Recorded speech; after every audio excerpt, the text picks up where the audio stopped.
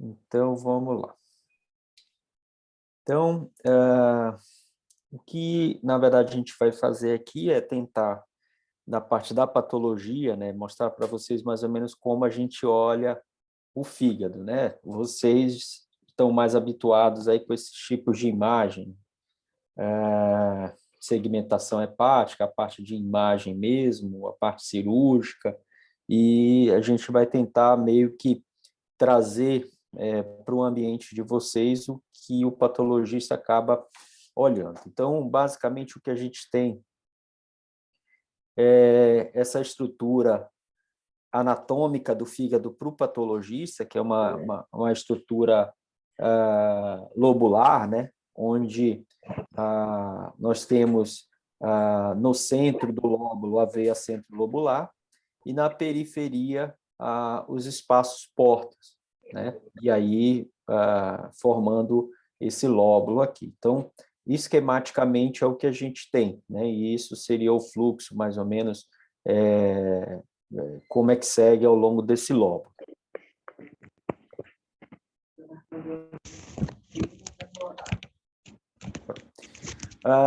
Do ponto de vista da histologia em si, então, trazendo esse esqueminha, né, da veia centro-lobular, e nas periferias eu tenho o espaço porta, né, com a tríade.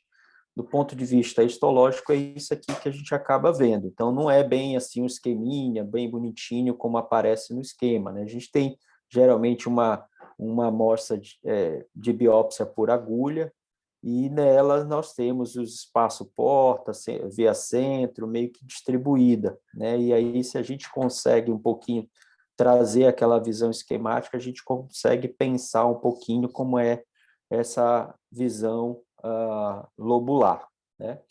Aqui, para quem não conhece, então, o espaço porta do ponto de vista da histologia, né? Então, o que nós temos nele?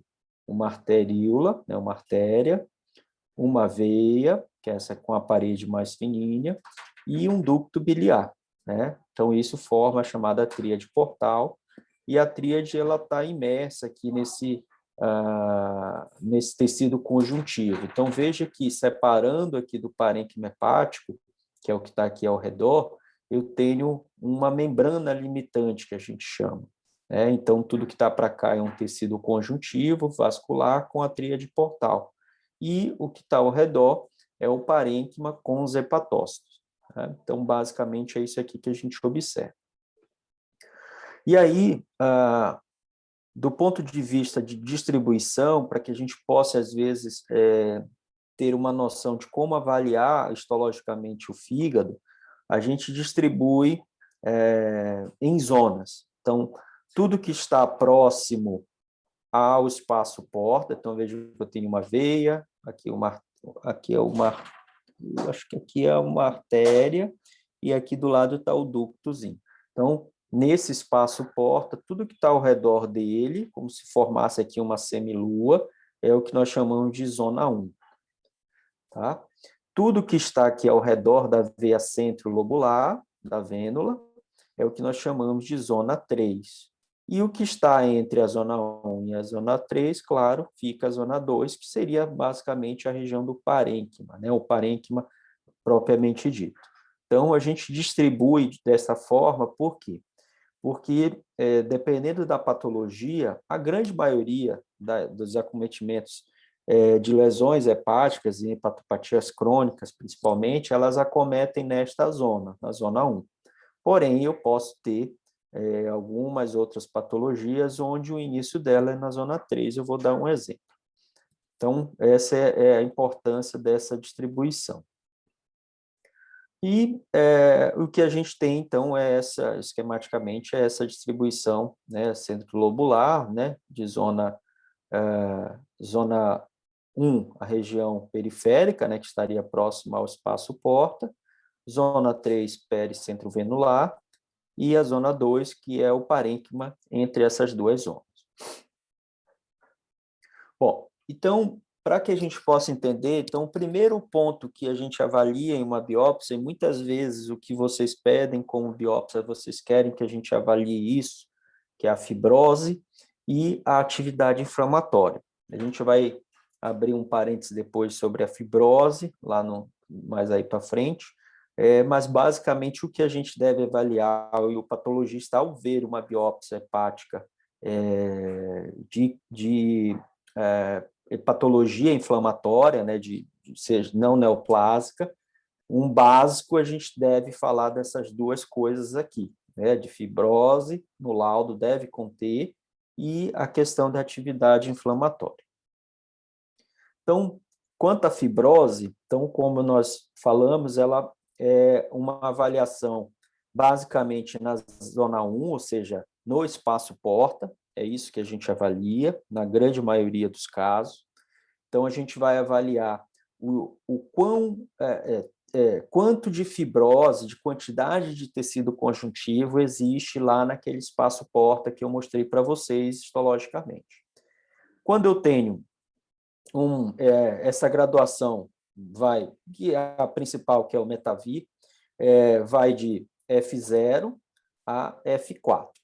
0 é o quê? É não fibrose, ou seja, tem um espaço porta que ele tem um padrão semelhante àquele que eu mostrei há pouco, né? Com aquele padrão de tecido conjuntivo, com a tríade portal ali bonitinha, quase não tem células inflamatórias ali no meio, então basicamente um espaço porta normal.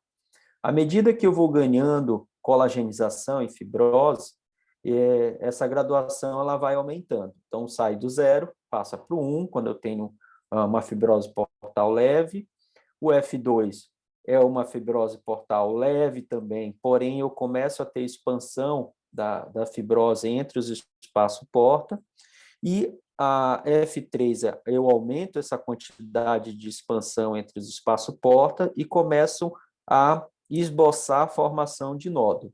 E o F4 é a cirrose propriamente dita. Isso aqui é do ponto de vista histológico, é o que a gente tem. Então, a gente utiliza sempre para avaliar a fibrose uma coloração especial. Então, o comum da patologia é a gente avaliar os tecidos em hematoxilina e eosina, que é o HE, porém, eu posso utilizar outros tipos de colorações, e quando eu avalio o fígado, eu tenho que obrigatoriamente fazer uma coloração que a gente chama de Masson, ou CAB, depende da técnica que é implantada, a principal delas é o Masson. E aí o Masson ela vai corar tudo que é fibrose em azul, azulado, que nem está aqui. Tá? Então, essa coloração azulada aqui é o Masson corando fibras colágenas e, por conseguinte, a gente interpreta isso como fibrose. Então, vejam que no espaço porta normal eu tenho uma marcação em azul, porém, é daquele tecido conjuntivo que eu mostrei para vocês há pouco, lá atrás, né, que ele vai marcar, porque ali tem fibras. Porém, vejam que ela não é expandida, né, é um espaço porta pequenininho ali, com a fibra bem fininha, né, a quantidade de fibra. Então, é o que nós chamamos de F0. O F1, vejam que eu começo a ter uma expansão da fibra, já para o parênquima, né? Ele começa a deixar a delimitação ali do espaço porta e começa meio que a querer ir aqui para o parênquima ao redor. O F2, eu começo a ter a expansão maior no espaço porta e começo a ter essas pontes aqui, ó, de azulzinho, que a gente vai se prolongando, ó, que nem esta aqui, ó, que está ligando um espaço porta a um outro espaço porta. Então, essa é a que chamamos de trave fibrosa. Então, toda vez que eu tenho a expansão e observo essa trave, é F2. E o F3, eu já começo a ter mais expansão entre os espaços portas, olha as pontes aqui, tá? Porém, eu começo já a esboçar algumas formações nodulares, que nem essa aqui. Vocês conseguem ver o meu cursor aqui? Sim, doutor. Tá ok. Então, começa a formar nódulo. Então, é o F3. Então, o F3 é expansão fibrosa do espaço porta, com septos, então, porta a porta, né? E esboço de nódulo. Então, começa a ver ó, a formação de nódulo, então é o que nós chamamos de transformação nodular. Esse fígado está sofrendo uma transformação e progredindo para cirrose, que seria o F4. Então, veja que no F4 eu já tenho essas formações nodulares, ó, bem mais constituída, né, formadinha, direitinho, os septos fibrosos são bem mais espessos, né, e aqui no maçom isso fica bem mais destacado, né, a gente consegue ver bem melhor. Tá? Então, fibrose a gente avalia dessa forma no fígado. Porém, a grande maioria das biópsias que a gente recebe não é uma biópsia em cunha, um pedaço do fígado como esse aqui, tá? O que a gente tem é um fragmento por agulha, né? E aí, dependendo do colega, do radiologista que biopsia, a gente tem uma amostragem variável, tá? E aí é esse fragmentinho aqui que a gente tem que avaliar essa fibrose. Então, muitas vezes a gente não vai ter aquela mesma imagem aqui bonitinha que se torna mais fácil da gente interpretar. A nossa imagem vai ser diferente, vai ser assim, ó. Então, isso aqui, o fragmento filiforme, que nem está aqui, nós observamos dessa forma. Você vê que o fragmento é aqui, e aqui já não tem mais nada, né? Aqui é fora do fragmento, e aqui também. Então, o que acontece? Isso aqui, a espessura é diminuída, né? E aí você, às vezes, tem dificuldade de interpretar. Quando eu tenho um caso que nem esse aqui, ó, já sem fazer o maçom, a gente começa a delimitar aqui, ó, que aqui tem um nódulo, aqui forma outro nódulo, né? Mas vejam que a gente não consegue acabar a delimitação do nódulo justamente pela espessura do fragmento. Aqui também parece que vai formando outro nódulo. Então, aqui fica um pouco mais fácil a gente interpretar que é F3 ou F4, ou seja, uma transformação nodular ou uma cirrose já propriamente dita. Porém, né, quando eu tenho um fragmento que nem este aqui, ó, em que a fibrose ela apenas atravessa, né, eu não tenho aqui ao redor nenhuma formação nodular, e aí fica a dúvida, será que isso aqui é só uma expansão fibrosa, né, que seria um F1, ou já é uma ponte, né, entre dois espaço-porta? Muitas vezes eu não consigo visualizar o espaço-porta aqui. Tá? E aí, o que é de conceito, né, para esse tipo de situação? A gente avalia justamente a espessura aqui. Ó. Se eu tenho a fibra colágena passando, né, toda a espessura do fragmento que eu recebi, então isso aqui a gente interpreta já como uma ponte. Então, isso deixa de ser F1 e passa a ser interpretado como F2. Tá? Por quê? Porque a gente avalia fragmentos filiformes. E aí, provavelmente, o que eu tenho para cá é um outro espaço-porta que está se unindo aqui, né, através dessa ponte fibrosa. Tá? E aí, aquilo que eu falei, né? O que a gente tem quando vocês biopsiam, e o patologista tem que dar informação, é a questão da fibrose, a gente avalia dessa forma. Então, a gente utiliza geralmente o Metavi, então, gradua de F0 a F4, né, e coloca isso no laudo no finalzinho. Hoje, vocês como clínicos, e dependendo do acesso de cada serviço, vocês têm essa avaliação da fibrose hoje feita pelo FibroScan. E aí já é eu que vou perguntar para vocês, aí o Rafa ou a Fernanda, como é que está essa questão do FibroScan? Vocês conseguem fazer essa avaliação de acurácia quanto à fibrose? Vocês consideram bem? E em que situações, por exemplo, num paciente que tem hepatite C, por exemplo, vou dizer, o ganha-pão do patologista hepático eram as biópsias de hepatite C, né, para graduação. E aí, com o advento do FibroScan, acho que é essa imagem aqui, né? O patologista ficou patinho feio, né? Começou a se prescindir de realizar a biópsia nesses casos, justamente por ter o FibroScan. Então, a minha pergunta é justamente como é que está difundido, vocês estão conseguindo na Santa Casa, A ou no gente serviço tem, fora, como é que Augusto, faz? o único Fibroscan do SUS na região norte, é na Santa Casa. O Fibroscan assim, existem vários métodos, né, para isso ser avaliado.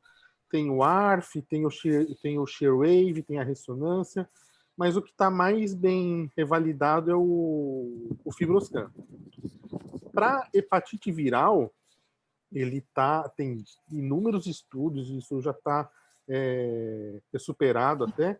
Ele tem uma especificidade e sensibilidade altas para essa avaliação, né, da fibrose.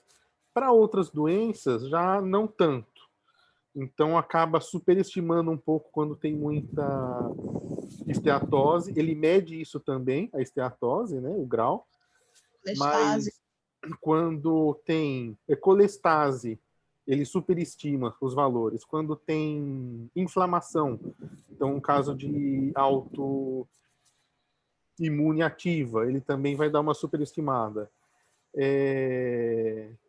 Para álcool, ele correlaciona bem, mas não é tão bem igual para vírus, né?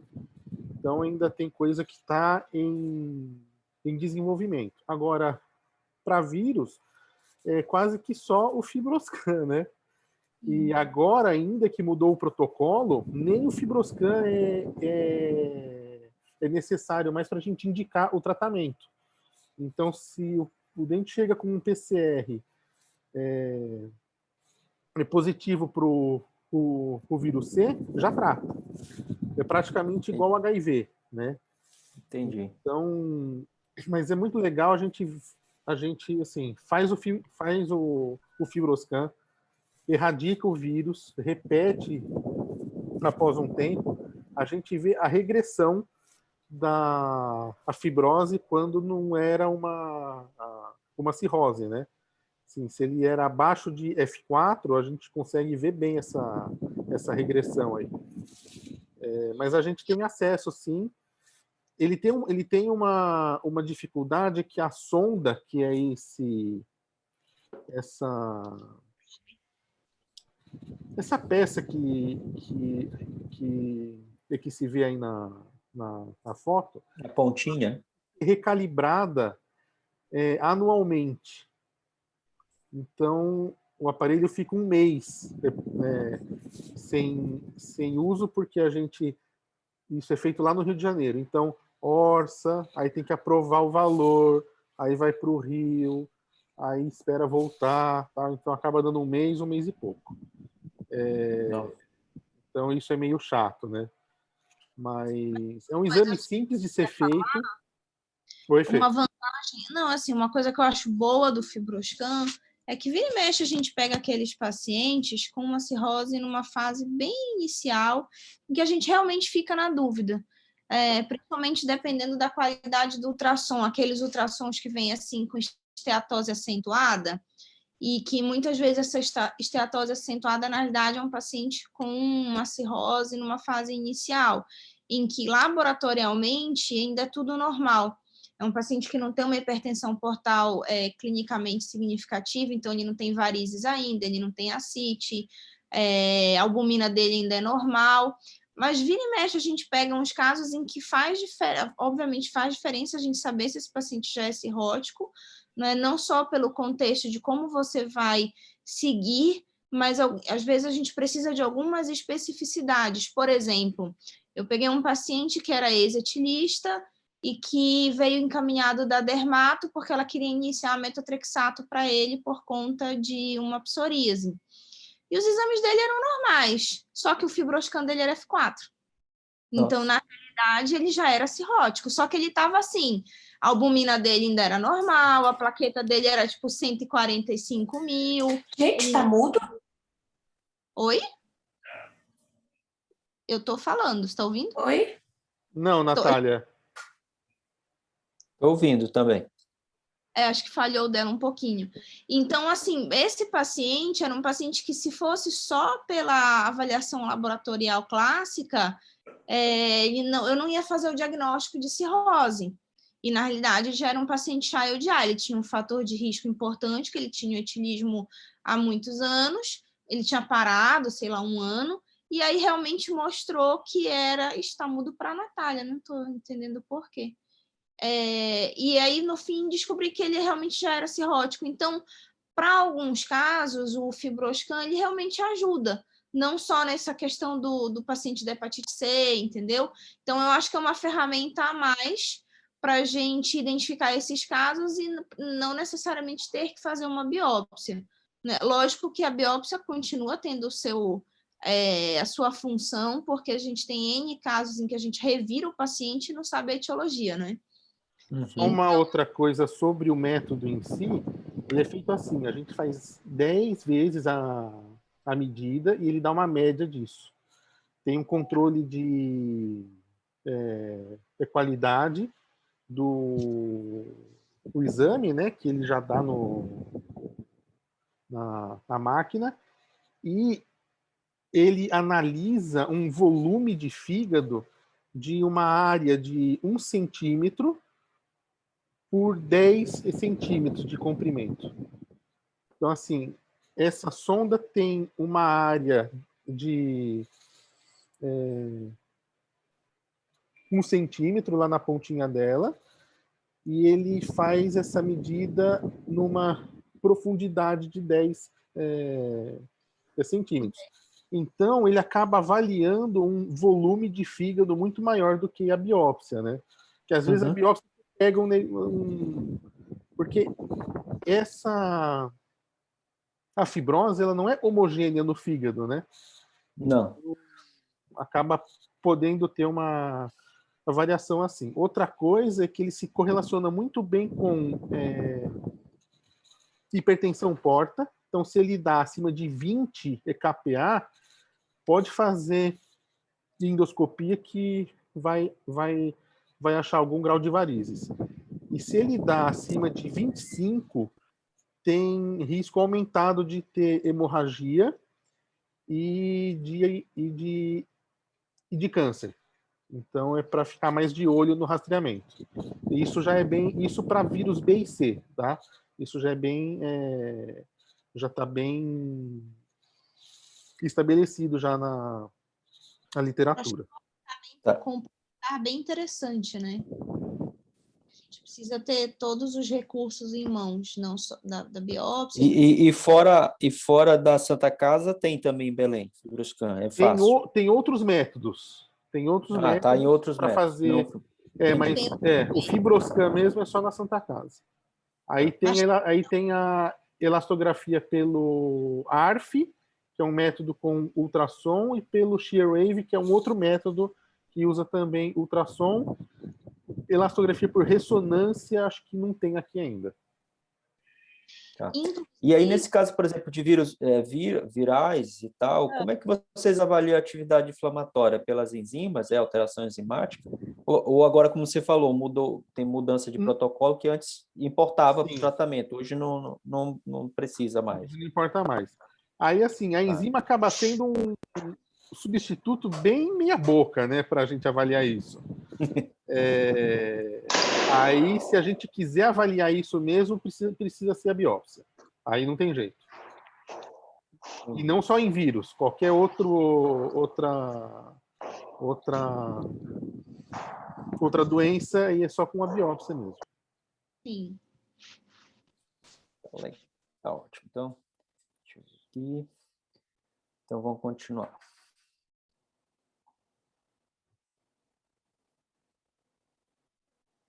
Bom, o patinho feio foi por esse motivo, né, que eu lembro porque quando estava na residência, nossa, quando chegava a rotina de fígado, era praticamente 90% era hepatite C, né? Aí, por exemplo, tem o Zé que trabalha agora aqui no laboratório, a Tati também chegou agora, acho que a Tati entrou também aí, a Tati gosta de fígado também,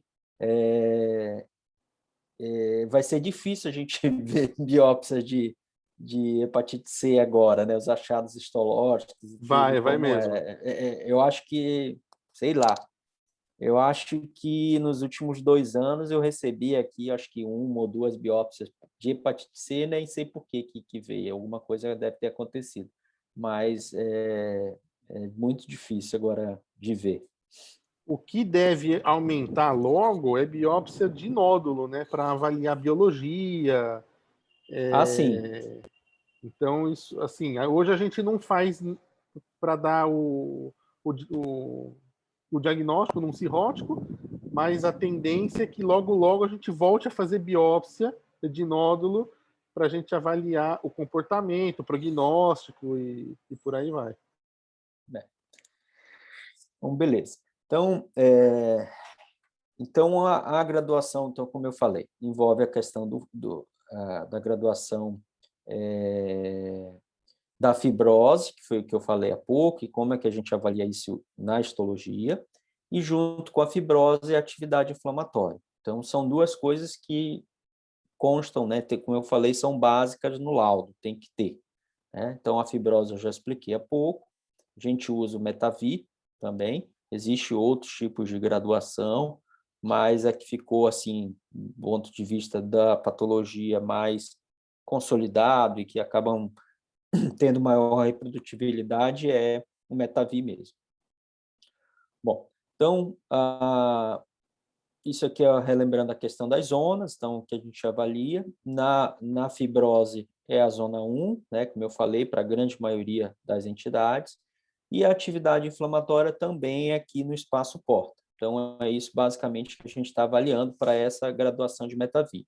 Muitas vezes depois a gente fala também um pouco sobre atividade inflamatória no parênquima, mas a graduação em si, o mais importante é a questão do espaço porta. Então, é zona 1 também. Então, infiltrado inflamatório, a gente avalia do ponto de vista quantitativo, né? Então, se é um infiltrado leve, então, o que é o infiltrado inflamatório? Eu tenho aqui um espaço porta, né? Aqui delimitado, eu tenho ducto, a veia e artéria, tá? O tecido conjuntivo, só que esse tecido conjuntivo aqui a gente começa a ver ele permeado por essas células bem pequenininhas aqui. Então, isso aqui é um infiltrado inflamatório portal. Leve, né? Discreto ou leve. Então, isso seria um infiltrado leve ou discreto. Moderado, quando a gente começa a ver mais essas célulazinhas, né, pequenininhas aqui, ela passa a ocupar mais espaço dentro do espaço porta, mais áreas. Intenso, quando a gente tem bastante infiltrado, né, e esse infiltrado, às vezes, você vê que ele já começa a permear e cair aqui para fora, já começa a ir para o parênquima adjacente, né, e muito intenso. Então, basicamente, a gente soma, né, faz essa graduação, né, de 1, 2, 3, 4, quanto a intensidade, e vai colocando lá numa tabelinha que eu vou mostrar para vocês. A atividade inflamatória em si, então, quando é que a gente avalia? Então, veja esse espaço porta bem bonitinho, né? Tem o tecido aqui dele, tem um espaço porta normal, tenho infiltrado inflamatório, tenho aqui, ó, um pouquinho de células inflamatórias aqui pelo meio, mas é muito discreto, né? Então, a gente considera isso aqui como normal. Então, o que a gente avalia na atividade inflamatória? Então, o espaço porta ele é separado aqui do parênquima ao redor por uma membrana que a gente chama membrana limitante, né, uma placa limitante. E aí é justamente se esse infiltrado inflamatório que ele começa a aumentar dentro do espaço porta, ele respeita ou não essa membrana, essa placa limitante. Então, por exemplo, se eu tenho um espaço porta que nem esse, olha, está cheio de célula inflamatória, né? E aí a gente observa, se a gente passar uma linha aqui, de uma certa forma, ele está respeitando esse limite aqui entre o espaço porta e o parênquima que está ao redor. Então, ele respeita a placa limitante. Então, se ele respeita, eu não tenho uma atividade inflamatória no parênquima ao redor. Então, isso aqui que eu falo para vocês. Ó. Se a gente passa uma membrana, se faz um risco virtual aqui, a gente basicamente vê que esse infiltrado inflamatório está contido dentro do espaço porta e não está passando aqui para o parênquima ao redor. Já esse outro caso, ó, a gente começa a ver o seguinte, ó, se a gente traça a linha aqui, essa linha ela fica um pouco irregular. Por quê? Porque a gente começa a ver células inflamatórias que começam a querer ir, né, não respeitar mais o limite e começam a ir aqui para o parênquima ao redor. Então, isso eu começo a ter uma atividade inflamatória aqui. É o que nós chamamos de atividade inflamatória de placa limitante. Ou de interface também. Então, A0, quando eu não tenho atividade inflamatória, ou seja, todo infiltrado inflamatório está contido dentro do espaço porta. É também chamado de A0 quando eu tenho uma atividade inflamatória, porém essa atividade inflamatória ela é muito discreta, muito semelhante ao que eu tenho aqui. Eu tenho uma ou outra célula que começa a não respeitar, porém é como se ela estivesse saltando ainda, mas ainda não agredindo o hepatócito que está aqui ao redor.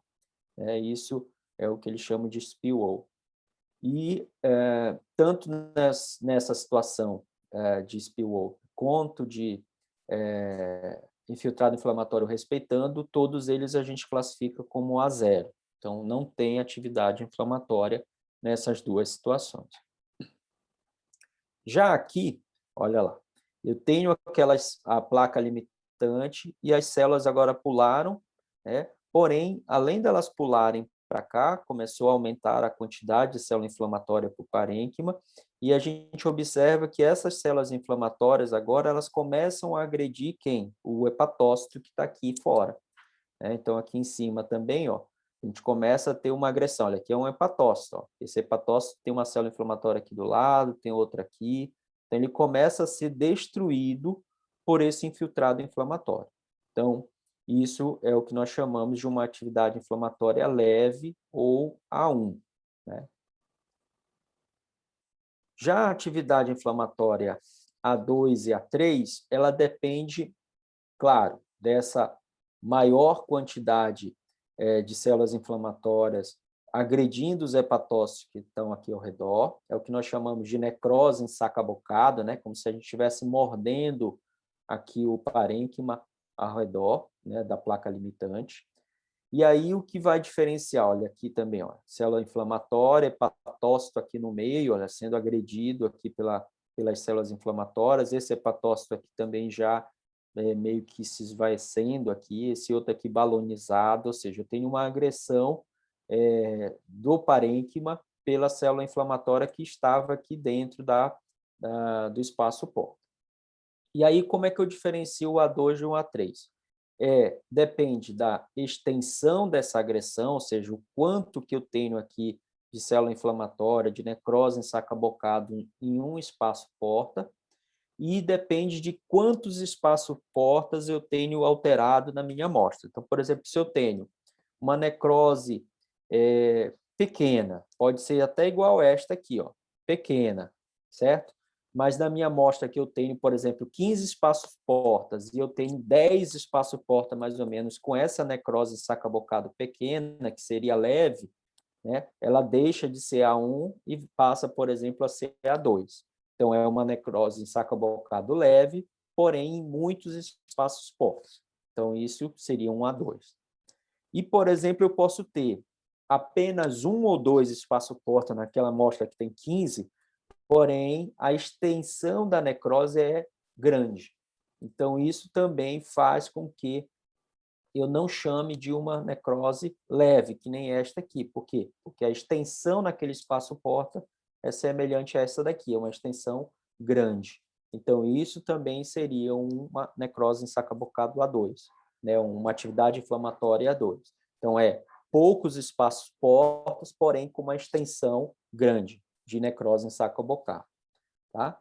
E o A3 seria grandes extensões de necrose em saca-bocada em muitos espaços porta, ou muitos espaços porta com atividade inflamatória. Então, isso depende da intensidade que eu visualizo a necrose em cada espaço porta e a quantidade de espaços portas que estão afetados na amostra. E aí a gente junta.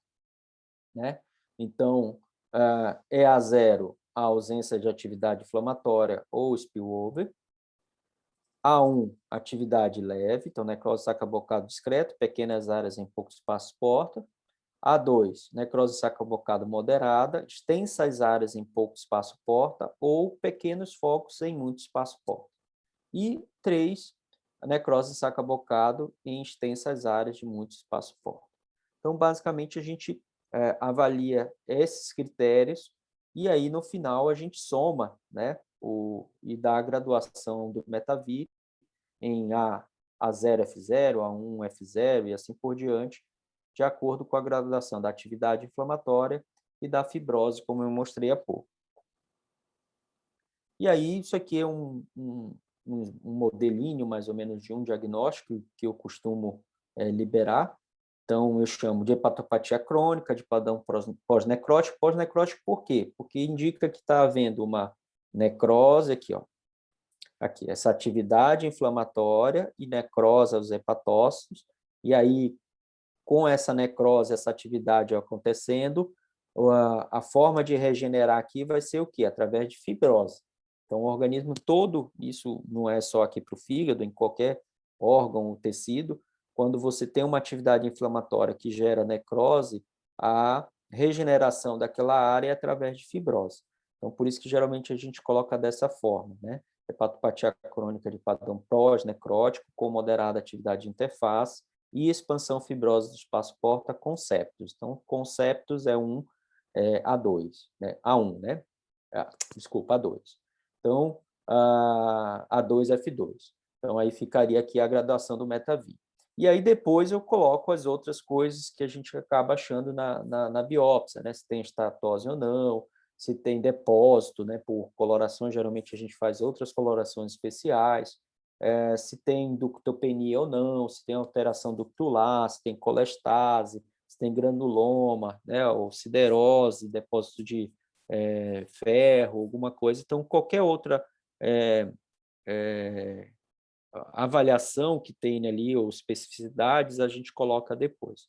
Então, geralmente, eu acabo estruturando o laudo dessa forma. Então, na minha primeira linha, nada mais é do que um resumo do MetaV, né? E isso não é só para biópsias que eu recebo de virais, por exemplo.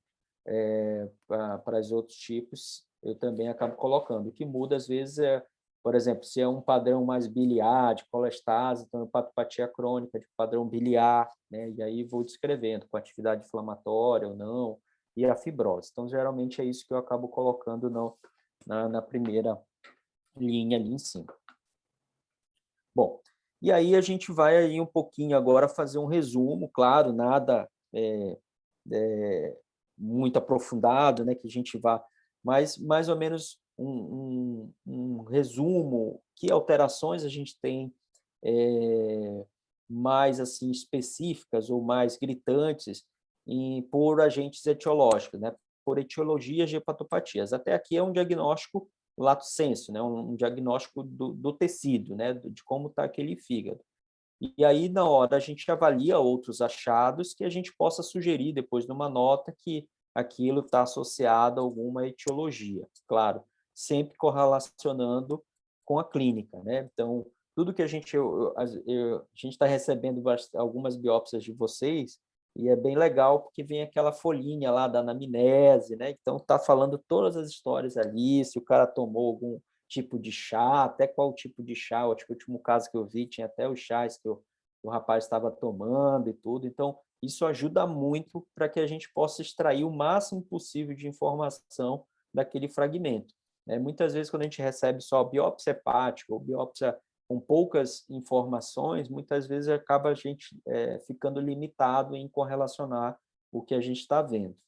Então, quanto mais informações a gente for munidos, mais a gente vai tentar buscar alterações ali no tecido em que a gente possa encaixar aqui, dentro de uma coisa etiológica, né, de uma etiologia mais específica. Bom, e aí a gente começa com hepatite aguda. Hepatite aguda, assim, biópsia de hepatite aguda é muito difícil da gente avaliar, né? É muito raro, né? Essas imagens aí são um produto, por exemplo, de necrópsia, né? Um paciente que teve uma hepatite fulminante. E do ponto de vista assim habitual, normal, vocês não têm o hábito de biopsiar paciente em hepatite aguda ou com alterações agudas ali, né? Isso não tem lógica.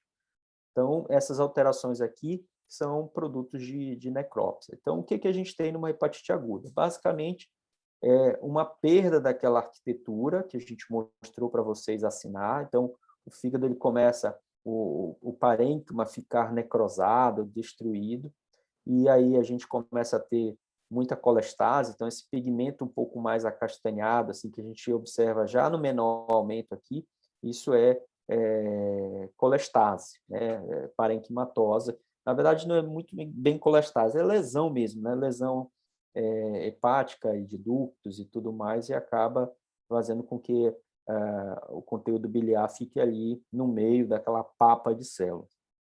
Infiltrado inflamatório, geralmente linfoplasmocitário, pode ser eosinofílico, mas geralmente é neutrofílico, tem neutrófilos ali, então uma inflamação aguda.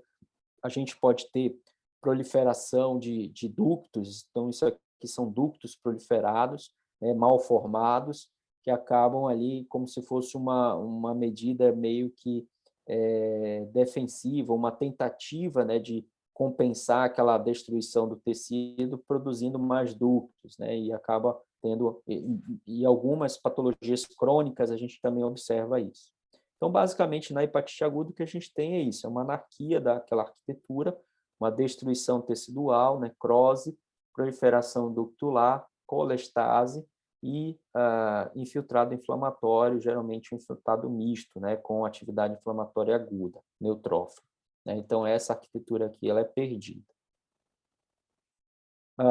E aí o quadro pode evoluir para um quadro fulminante e, basicamente, as alterações são bem parecidas. Né? Então, é mais uma questão evolutiva mesmo. Né? Então, vejo balonização de hepatócito, olha a colestase aqui, né? Plug biliar aqui no canalículo, colestase intrahepatocitária, né? Então, começa a acumular dentro do hepatócito e aí ele acaba também sendo destruído. E aí o parênquima todo sendo consumido. Então, isso aqui é uma coisa que é difícil da gente encontrar na rotina, mas basicamente são pacientes que porventura evoluam a óbito e seja submetido a uma necrópsia e tudo, então seriam alterações que a gente poderia encontrar. Etiologias, aí diversas, a gente pode ter desde quadros fulminantes relacionados a vírus ou agentes etiológicos infecciosos, pode ser medicamentoso, né? Basicamente, os achados vão ser bem semelhantes a esses aqui. Bom, saímos da fase aguda, né? Por exemplo, se eu tenho um paciente que está em um quadro agudo de uma hepatopatia e tudo, que ainda está em investigação, ele conseguiu sair daquele quadro agudo e, porventura, ele cronifique, né? Depois ele vai ter alterações crônicas relacionadas aqui. E aí a gente vai tentar falar alguma coisinha dos agentes etiológicos, de que achados a gente vai ter. Então, olha aqui da hepatite C, né? Então, é o que eu falei há pouco, né? Fez aquele parênteses, que hoje quase a gente não vê mais. Então, basicamente, o que a gente vê na hepatite C? Na hepatite C, chama atenção, quando a gente coloca o fragmento, esses agregados aqui, ó, linfocitários, né? Eles vão formando esses nódulos. Muitas vezes, às vezes, até formam pequenos centros germinativos nesses agregados linfóides. Então, isso é muito comum na hepatite C. Então, ele tem um infiltrado inflamatório, né, no espaço porta. A graduação do espaço desse infiltrado inflamatório vai obedecer aquilo que eu falei anteriormente, né, leve, moderado, acentuado e assim por diante. Porém, na hepatite C, a gente exclui esses nódulos aqui, ó. A gente não coloca ele na contagem, se é leve. Então, por exemplo, nesse caso aqui, eu vou excluir esses 2 nódulos e vou avaliar se o infiltrado nessas áreas aqui, tá? Então, aqui seria um infiltrado moderado, né? Eu começo a ter aqui uma certa expansão, ocupando mais espaço porta. Então, basicamente, o principal achado na hepatite C é esses agregados linfóides aqui, que são bastante presentes. Outros achados secundários.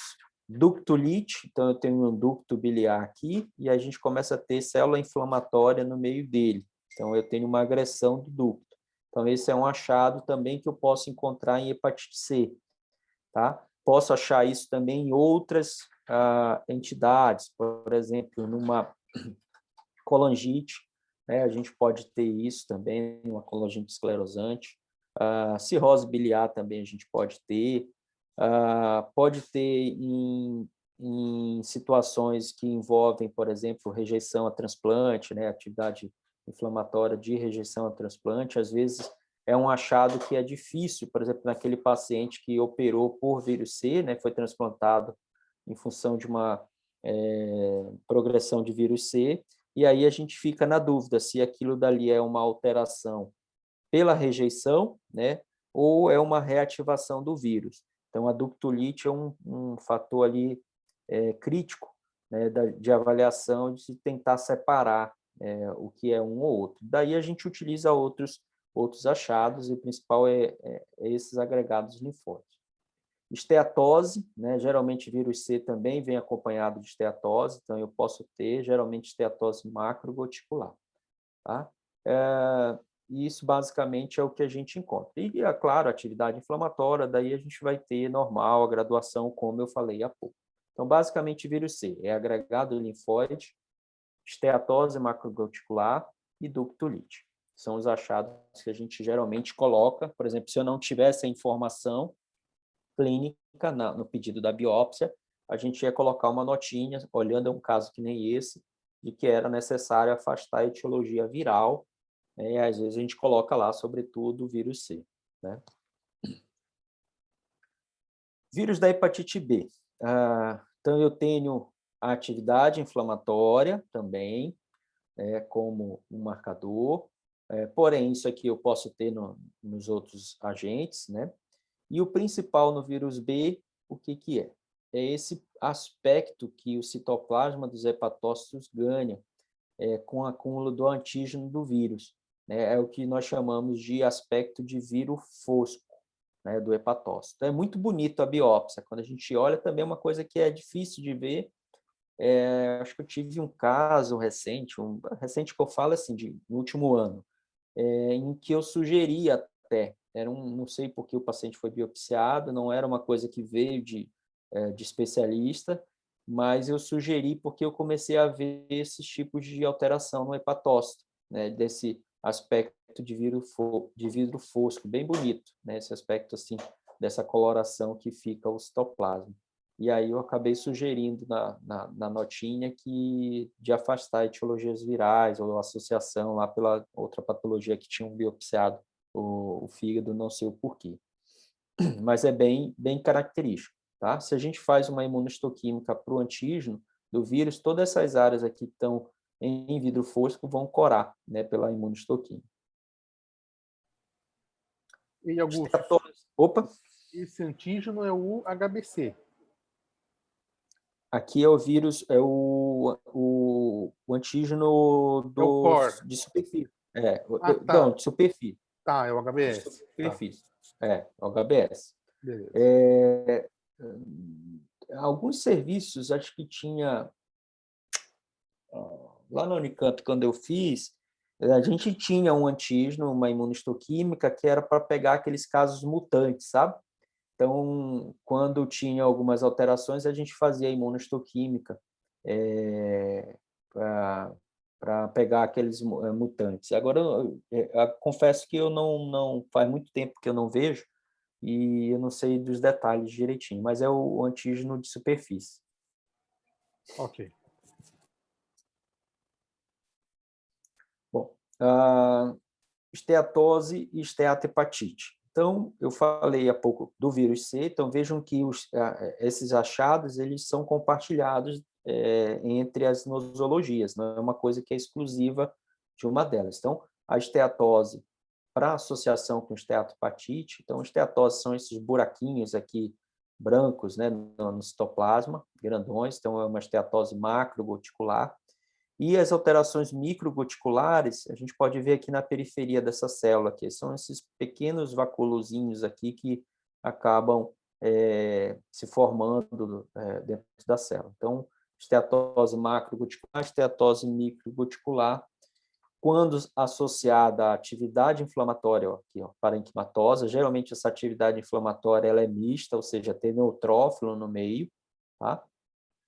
Eu posso ter atividade também portal, mas basicamente a atividade inflamatória é no parênquima, tá? A gente chama isso aqui de esteatohepatite. Então, temos esteatose com atividade inflamatória parenquimatose.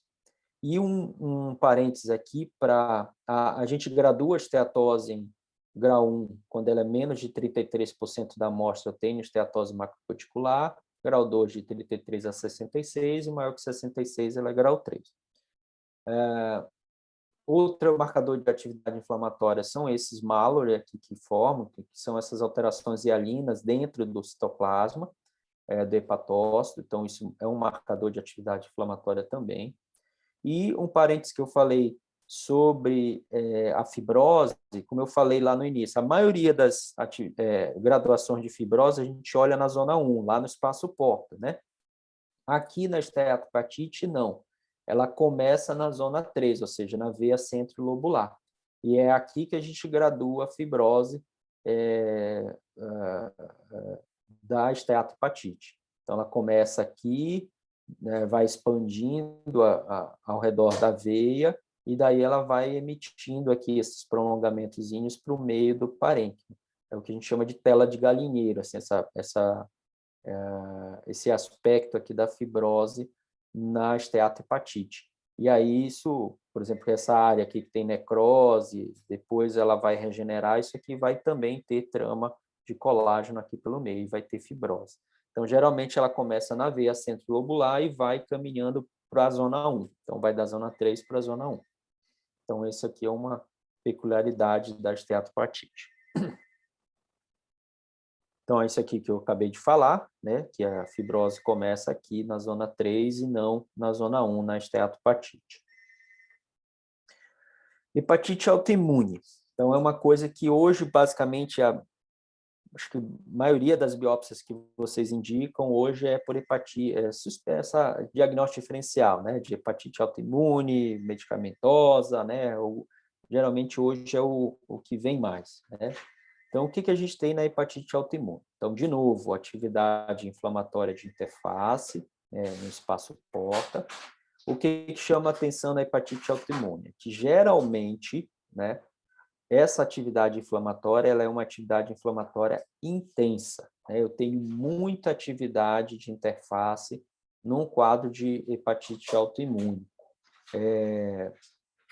Outra coisa que chama atenção, geralmente o infiltrado inflamatório ele é rico em plasmócito, né? Então, a maioria dessas células inflamatórias que aqui estão, elas são plasmocitárias. Mesmo aqui no menor muito, a gente consegue ver. Olha, aqui é um plasmócitozinho, aqui é outro, aqui é outro. O plasmócito ele tem essa característica. O núcleo ele é periférico e o citoplasma vem para o outro lado. Então, o núcleo é periférico e o citoplasma aqui vermelhinho vem para o outro lado. Então, todas essas células aqui, a maioria dela é plasmócito. Então, é uma atividade de interface muito intensa. O infiltrado inflamatório é rico em plasmócito.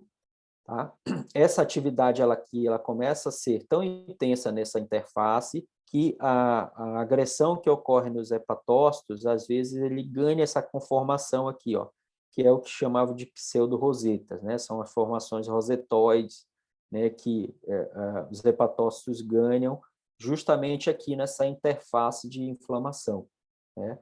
Então, são essas pseudo-rosetas que também a gente olha, aqui tem uma rosetinha, ó, parece uma flor, né? Tal, e aí tem o meio dela. Então, são essas alterações assim, pseudo-rosetoides que a gente também utiliza para, se eu não tenho informação nenhuma, eu vou colocar no laudo que afastar, né, contexto de hepatopatia autoimune. Se já vem com a informe, né, se já tem a suspeita, olha aqui o plasmócito, aqui, vários plasmócitos, a gente corrobora, né, a suspeita que os achados são compatíveis com hepatite autoimune. Então, basicamente assim, isso aqui, assim, são as alterações mais características. Claro que dependendo vamos dizer, da fase inflamatória que o paciente esteja, eu posso ter essas alterações aqui não tão exuberantes como aqui mostradas, né? Quando vem nesse aspecto, nesses achados aqui, fica até fácil a gente sugerir, né, e apoiar o diagnóstico. O problema é quando eu tenho alterações mais leves, mais iniciais, né? Às vezes é um paciente que já está fazendo, sei lá, uso de alguma medicação, fez por conta própria, ou sei lá, já iniciou algum tipo de tratamento. Então, às vezes eu posso ter alterações nesses achados histológicos em função disso, tá? Mas classicamente é isso que a gente tem numa hepatite autoimune. E o infiltrado também pode ter os inófilos, né, na hepatite autoimune, mas o que chama mais atenção é os plasmócitos. Ó, então, plasmócitos, eosinófilos podem ter pseudo-roseta e a atividade inflamatória exuberante. Então, eu tenho esses achados, sugiro que possa ser autoimune. Então, vejo que, comparando a hepatite C, vejo que aqui é um inflamatório, filtrado inflamatório bem denso, né? Mas a gente não tem aqueles agregados, né? Que eu mostrei para vocês. Então, vejo que dá para a gente olhar, né? Vai montando um quebra-cabeça e vai tentando sugerir alguma etiologia para aquilo que a gente está vendo, às vezes sem ter informação clínica, mas dá. Olhando, né, com o passar do tempo, vai calibrando o olho, a gente vai começando a tentar encaixar, né, em alguma entidade. Cirrose biliar primária, ou colangite autoimune, né, que agora como é chamada. Então, o que a gente tem basicamente é aquele espaço-porta que eu mostrei para vocês normal, né, ele começa a ter uma agressão inflamatória, uma atividade inflamatória também, que com o passar do tempo, o que a gente acaba vendo é que ele acaba ficando como um espaço-porta distorcido.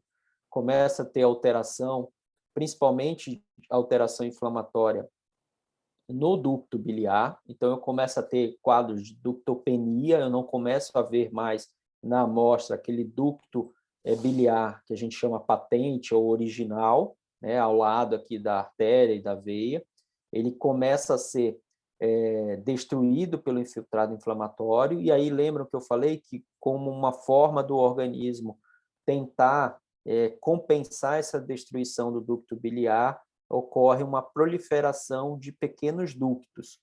Porém, esses ductos não são esses ductos originais, eles são ductos que a gente chama neoformados. E muitas vezes eles são mal formados, né? Quase sempre. Então, eu tenho uma proliferação ductular e, consequentemente, eu vou ter a colestase, o acúmulo lá de bile no interior deles. Então, basicamente, na colangite, claro, eu preciso ter informação clínica, eu preciso correlacionar com os achados dos autoanticorpos, né?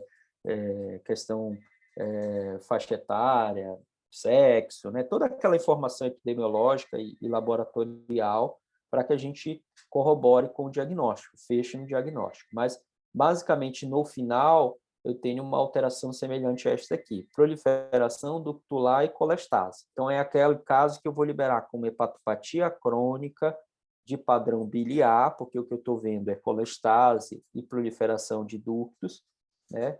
E, dentre as etiologias, a gente vai ter que pôr colangite como uma das possibilidades, né? Eu já tive casos, por exemplo, que simula muito, às vezes, obstrução obstrução de via biliar, por exemplo, principal até, às vezes pelo um cálculo e tudo mais, você às vezes tem esse tipo de alteração aqui no espaço-porta, começa a ter uma colangite e aí ocorre essa proliferação de pequenos ductos.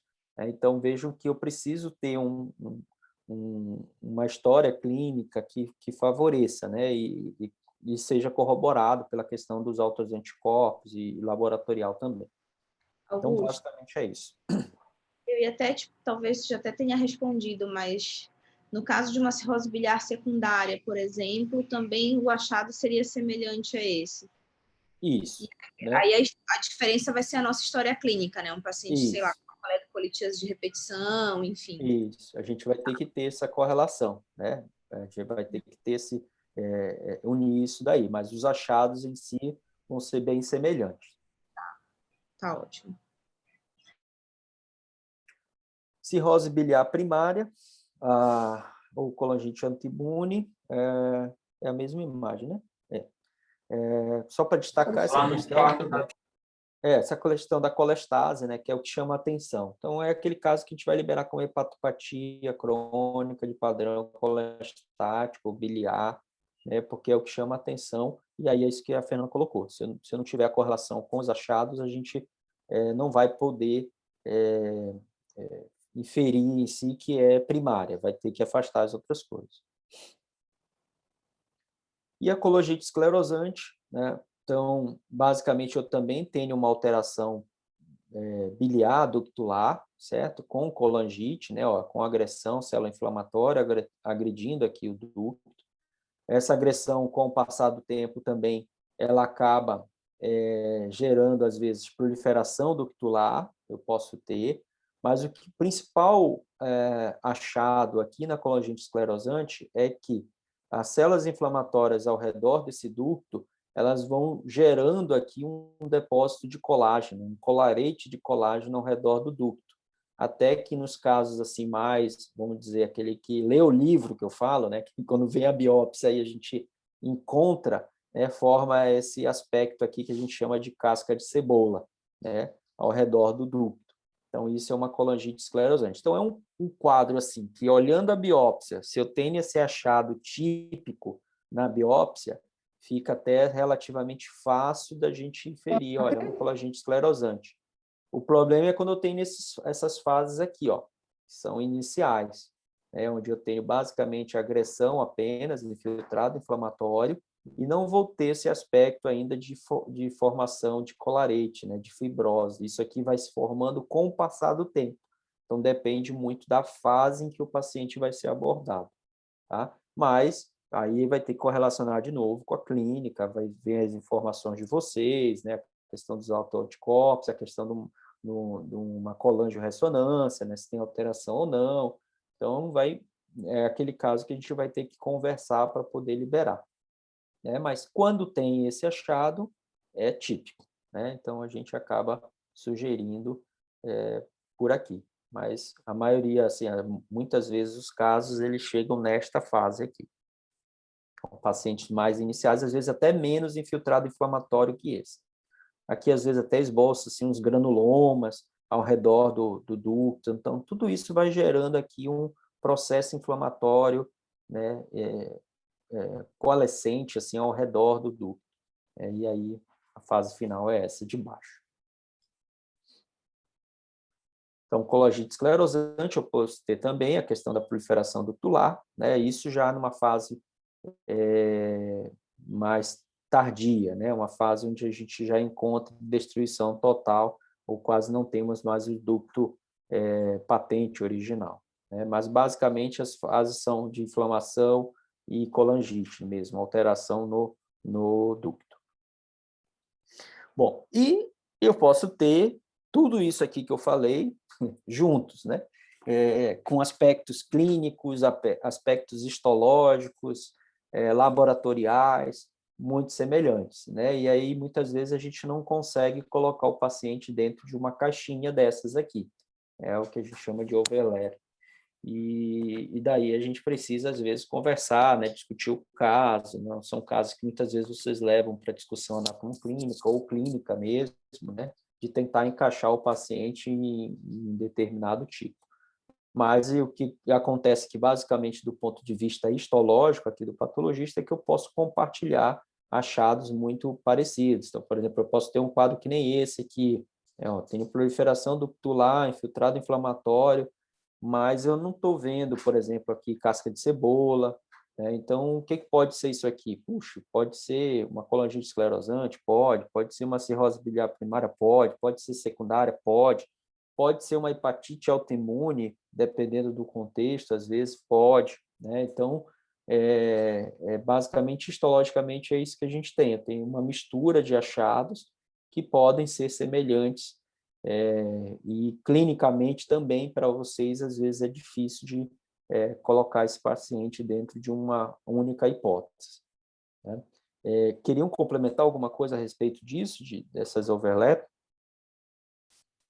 Não, na realidade, eu só lembrei de uma paciente que a gente discutiu semana passada na nossa visita, que vai ser a nossa próxima biópsia. Para Rafa. Era uma paciente que, a princípio, tinha uma suspeita de hepatite autoimune, mas que vem tendo um predomínio de enzimas canaliculares, jovem, mulher que não respondeu ao corticoide. E aí a gente, assim, já suspendeu o corticoide e o próximo passo dela vai ser biópsia. Então, assim, é bem o caso, assim, a nossa dúvida é bem essa de ser uma overlap syndrome, entendeu? Isso Esses são os casos mais complexos, sem dúvida, para a gente, né? E o duro que também são para vocês, né? Se a gente, vamos dizer que na biópsia, clinicamente você tem a síndrome, né? É uma coisa que pode ser qualquer coisa, mas se na biópsia a gente pegue achados que são, por exemplo, mais ou menos assim, né? Alguma coisa que a gente consiga, ou uma hepatite autoimune, bem, quantidade e tal, pseudo-roseta, plasmose, então às vezes a gente consegue na biópsia ajudar, né? Porque histologicamente é isso que a gente está vendo, né? Mas é esse contexto. Eu posso ter também um achado histológico também que mistura tudo.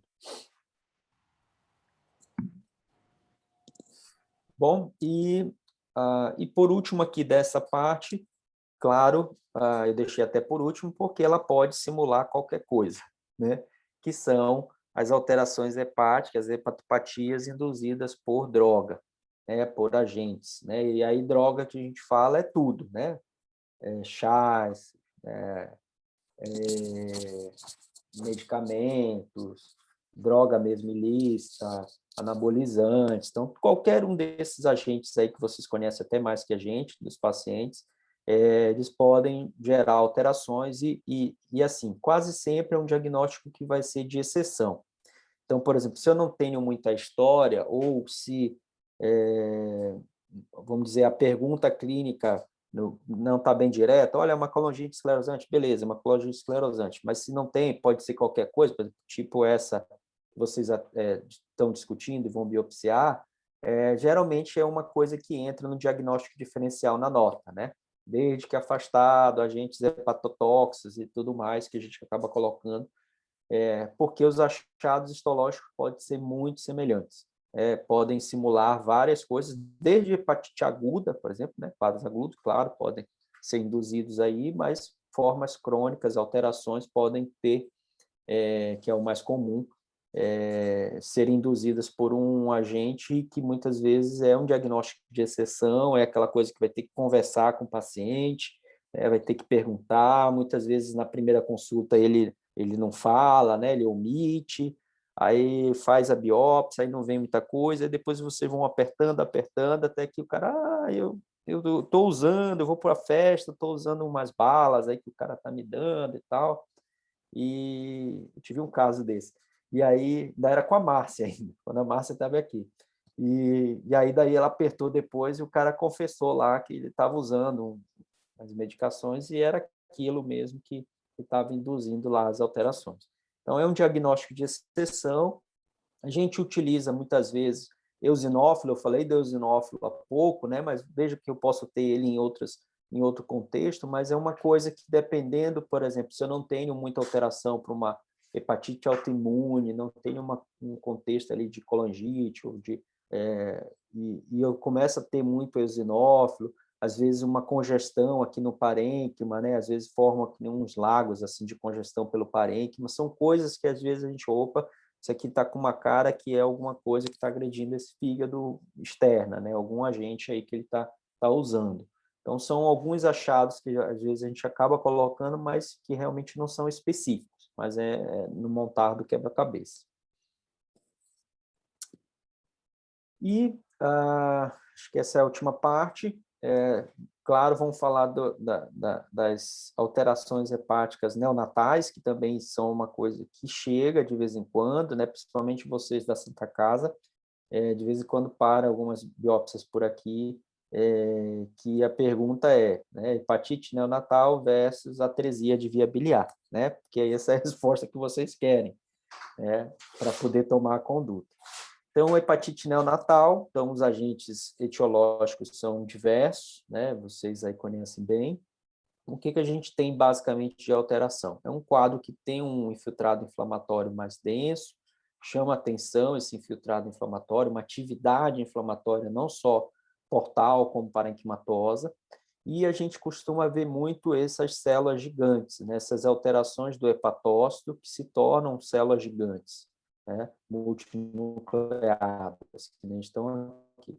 É um sinônimo de hepatite neonatal, hepatopatia gigantocelular, né? Alteração gigantocelular. Então, proliferação ductilar eu posso ter em alguns casos, e aqui acaba conflitando um pouquinho no diagnóstico diferencial com atresia, mas basicamente é uma atividade inflamatória mais intensa, portal e paraquimetosa, e essa alteração gigante celular, que eu posso também ter na atresia, mas que aqui é muito mais extensa. É muito mais fácil da gente encontrar. E a atresia, basicamente, o que a gente tem é proliferação ductular. Eu tenho uma atividade inflamatória portal, também posso ter, né? Mas basicamente o que chama atenção naquela biópsia é a proliferação ao redor do espaço porta dos ductos. Aqui é uma imunistoquímica com CK7 que marca bem esses ductos, né? Que às vezes no HE em si, por exemplo, a gente olha uma área dessa e aí a gente às vezes não percebe que aqui pelo meio é ducto proliferado. E aí fazendo CK7 ele acaba destacando, né? Isso ajuda a gente, né, a sugerir que realmente o quadro é de atresia. A colestase também é uma coisa que é bastante presente nesses quadros. E vejam que eu posso ter também as células gigantes, só que geralmente são achados mais ocasionais, não é tão extenso como acontece aqui na hepatite neonatal.